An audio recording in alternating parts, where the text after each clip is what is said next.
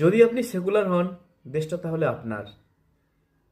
এখনও 5 আগস্টের পরেও দেশবিরোধী চক্রান্তকারী প্রথম আলো ডেইলি স্টারের সম্পাদকেরা বুক ফুলিয়ে চলাফেরা করতে পারে। তাদের উপর আক্রমণের জন্য তীব্র নিন্দা ও প্রতিবাদ জানাই। কিন্তু তাদের উপর ভর করে নিরপরাধ নির্দোষ মানুষগুলোকে সাদা পোশাকে গ্রেপ্তার করা আসিফ নজরুল, হাইয়াল্লাহ খালেদ আপনি কিভাবে গ্রেপ্তার করতে পারেন? আপনি না সেদিন ঘোষণা করলেন যে আর কোনো সাদা পোশাকে গ্রেপ্তার হবে না।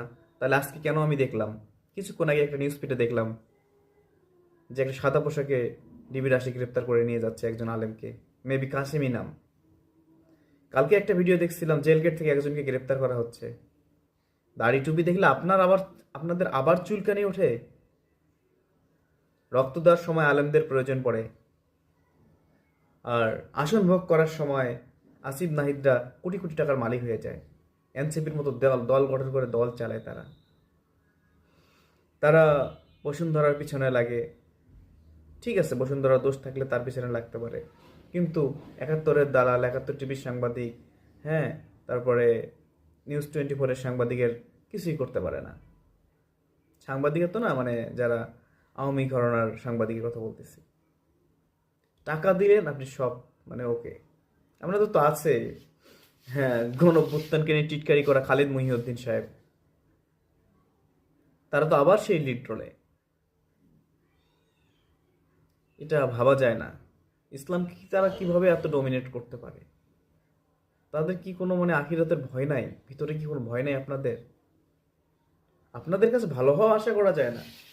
আমি শুধু এটা ভাবতেছি যে আর কোন লেভেলে হাসিনার পরে এখন আপনারা আলেমদেরকে নির্যাতনটা করবেন। গ্রেপ্তার করার পর কোর্টে তোলার সময় দেখি হুজুরের চোখে ইয়ে হয়েছে। হ্যাঁ, তারা অপরাধ করতে পারে, তাই বলে শুধু দাড়ি টুপিওয়ালাগুলোই আপনাদের কাছে অপরাধ করে, আর খুনের আসামি জামিন পেয়ে যায় আপনাদের কাছে, অস্ত্রের আসামি জামিন পেয়ে যায় আপনার কাছে, হাতি হত্যা মামলার আসামি জামিন পেয়ে যায় আপনার কাছে। আচ্ছা, আপনারা তো বলেন তো, আমার তো মনে হয় রাষ্ট্র এই কাজটা করাইছে। রাষ্ট্র যদি এই কাজটা না করিয়ে থাকে, হাতি হত্যার পর হয়তো আজকে হাতি বেঁচে থাকলে এই আলেমগুলোকে আপনারা শান্তিভাবে গ্রেপ্তার করতে পারতেন না। আমার মনে হয় না, কারণ এক হাতি বজ্রকণ্ঠে আওয়াজ তুলতো যে আলেমের উপর হামলা কেন। কারণ তার কাছে, মানে তার কথার জবাব তো আপনাদের কাছে নাই। বাংলাদেশপন্থী হলেই তাকে জীবন হারাইতে হয়। ইলিয়াস আলীকে হারাইতে হয়েছে, আজ হাদিকে হারাইতে হলো। কি বলবো, চুলাইগণ, কি বলবো, বলার কিছু নাই। আসসালামু আলাইকুম রহমতুল্লাহ।